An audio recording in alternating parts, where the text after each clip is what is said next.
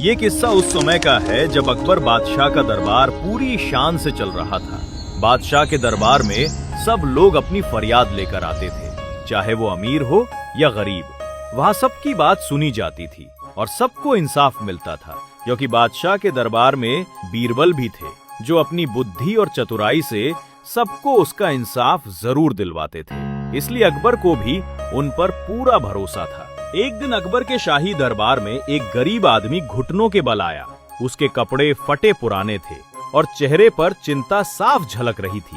जहांपना, एक सिपाही ने मुझसे रिश्वत मांगी और जब मैं पैसा न दे सका तो उसने मेरी बैल जब्त कर ली, मेरी गुजारा का एक लौता जरिया। उस आदमी की बात सुनकर दरबार में सभी चौंक गए। अकबर ने गुस्से में सिपाही की तरफ देखा, पर बीरबल के चेहरे पर पूरी शांति थी। बीरबल, इस मामले का फैसला तुम करो। सबकी नजरें बीरबल पर टिक गईं। बीरबल ने मुस्कान के साथ सिपाही को देखा और बोले, जहांपना, मुझे तो लगता है सिपाही की कोई गलती नहीं, वो तो बस अपना काम कर रहा था। बीरबल की बात सुनकर सब चौंक गए। तुम कहना क्या चाहते हो? गरीब को परेशान करना हमारे राज्य में एक गुनाह है और यही सिपाही ने किया है।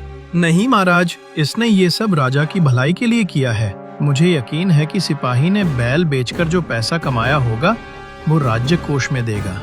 सिपाही घबरा गया, पसीने पसीने हो गया। क्यों सिपाही, मैंने सही कहा ना? हाँ, वो मैं राजकोष में देने ही वाला था। तो फिर देर किस बात की है, निकालो पैसे। सिपाही के पास और कोई चारा नहीं था और उसने पैसे वापस दे दिए, जिन्हें बीरबल ने बड़ी चालाकी से गरीब आदमी को लौटा दिया। महाराज, अब क्योंकि हमारे राज्य में गरीब का धन नहीं लिया जाता, तो सिपाही की गलती की सजा उसे नहीं मिलनी चाहिए। इसे ये पैसे वापस कर देने चाहिए। इस तरह बीरबल ने न केवल एक गरीब की मदद की, बल्कि सिपाही को सबक भी सिखा दिया, वो भी बिना तलवार उठाए, सिर्फ अपनी बुद्धि से। उसी नगर में मोहन नाम का एक अमीर व्यापारी था, जिसके पास बहुत सारा धन था। वो अपने धन को अपनी जान से भी ज्यादा प्यार करता था, क्योंकि उसे कमाने के लिए उसने कई साल दिन रात मेहनत की थी। हर रोज वो अपने कमाए हुए धन को एक तिजोरी में बंद करके आराम से सोता। उसके घर में 4 नौकर थे, जो पूरी निष्ठा से उसकी सेवा करते थे। एक दिन जब वो सुबह उठा तो उसकी नींद उड़ गई। उसकी तिजोरी खुली थी और उसमें एक भी सिक्का नहीं था। उसका सारा धन चोरी हो चुका था। कहाँ है मेरा पैसा? किसने चोरी की है? मैं जानता हूँ तुम चारों में से ही किसी एक ने ये काम किया है। बोल दो, वरना मैं तुम चारों को जेल भेज दूंगा। मालिक, हमें माफ कर दीजिए, हमने ऐसा कुछ नहीं किया। हम तो रात भर घर के बाहर पहरा दे रहे थे। हाँ मालिक, हम तो आपके वफादार नौकर हैं, हमने कभी आपका बुरा नहीं चाहा। मोहन उनकी बात पर विश्वास नहीं करता। उसने तुरंत बादशाह अकबर के दरबार का रुख किया। अकबर का दरबार हमेशा की तरह हंसियों से गूंज रहा था। बीरबल की एक बात पर पूरा दरबार जोर जोर से हंस रहा था। जहांपना, यहाँ तो आप मजाक कर रहे हैं और रात को मेरे घर चोरी हो गई और आपको उसकी खबर तक नहीं। उसके अंदाज को देखकर बादशाह अकबर भड़क गए। किसी ने कभी मुझसे ऐसे बात करने की हिम्मत नहीं की।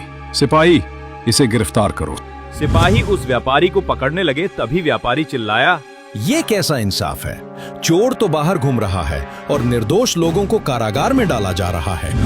दरबार में सब चौंक गए। सिपाही भी एक दूसरे का मुंह देखने लगे। क्या मतलब है इसका? किस आदमी पर इल्जाम लगा रहे हो तुम? जहांपना, मैंने हर रोज की तरह कल रात भी अपना धन अपनी तिजोरी में रखकर सोने चला गया, पर सुबह उठा तो सारा धन चोरी हो गया था। क्या हमारे राज्य में ऐसा कौन कर सकता है? क्या तुम्हें किसी पर शक है? जी जहांपना, मुझे अपने चारों नौकरों पर शक है। हो ना हो ये काम उन्हीं का है, क्योंकि तिजोरी के बारे में उन्हीं को पता है। क्या तुम्हारे पास इस बात का कोई सबूत है? नहीं, पर मुझे पूरा यकीन है। बीरबल, सच का पता लगाओ, और अगर चोर पकड़ा गया तो उसकी सजा ऐसी होगी कि दोबारा किसी की हिम्मत ना हो। बीरबल मुस्कुरा दिए। उन्होंने तुरंत एक चाल सोची। सभी नौकरों को बुलाया गया। मैं तुम सबको एक मौका देता हूँ। अगर किसी ने गलती की है तो खुद आगे आकर मान लो, सजा कम होगी। लेकिन कोई आगे नहीं आया। तब बीरबल ने अपनी जेब से कुछ छोटी लकड़ियां निकाली। ये आम लकड़ी नहीं है, ये है न्याय की जादुई छड़ी। अगर किसी ने चोरी की है तो रात भर तकिए के नीचे रखने के बाद कल सुबह तक ये 2 इंच बड़ी हो जाएगी और चोर अपने आप समझ जाएगा। सभी हैरान रह गए। अकबर ने सबको ये आदेश दिया कि चारों नौकर रात को बीरबल द्वारा दी गई लकड़ियां अपने तकिए के नीचे रखकर सोएंगे और वे उस आदेश का उल्लंघन न करें, इसके लिए एक सिपाही उनके साथ जाएगा। चारों नौकर अपनी अपनी लकड़ी लेकर अपने घर चले गए। नौकर रात होने पर लकड़ी का टुकड़ा अपने तकिए के नीचे रखकर सो गए, सिवाय एक के, रमेश। रमेश को नींद नहीं आ रही थी। उसके चेहरे पर डर साफ झलक रहा था। कल सबके सामने मेरा राज खुल जाएगा। अगर लकड़ी 2 इंच बड़ी हो गई तो मैं पकड़ा जाऊंगा। मुझे इसे छोटा करना होगा। मोहन का धन रमेश ने ही चुराया था, इसलिए वो लकड़ी को छोटा करना चाहता था ताकि पकड़ा ना जाए, पर सिपाही की नजर उस पर थी, इसलिए वो ऐसा कर नहीं पा रहा था।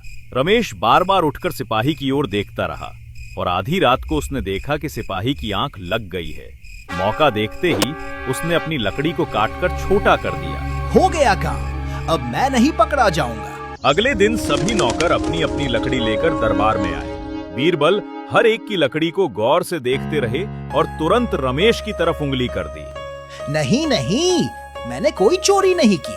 क्या सबूत है आपके पास? क्योंकि ये कोई जादुई छड़ी नहीं है और तुम मेरे जाल में फंस गए हो, क्योंकि तुम्हारी छड़ी दूसरों की छड़ी से छोटी है। तुमने इसे छोटा कर दिया डर के मारे। इसी बेवकूफी में तुम पकड़े गए। बीरबल की बात सुनकर रमेश के चेहरे का रंग उड़ गया। उसने घुटनों पर गिरकर कहा, महाराज, मुझे माफ कर दीजिए। पैसों की लालच ने मुझे अंधा कर दिया। आगे से कभी ऐसी गलती नहीं करूंगा। अकबर ने बीरबल की बुद्धि की बहुत प्रशंसा की, लेकिन चोर को सख्त सजा दी गई।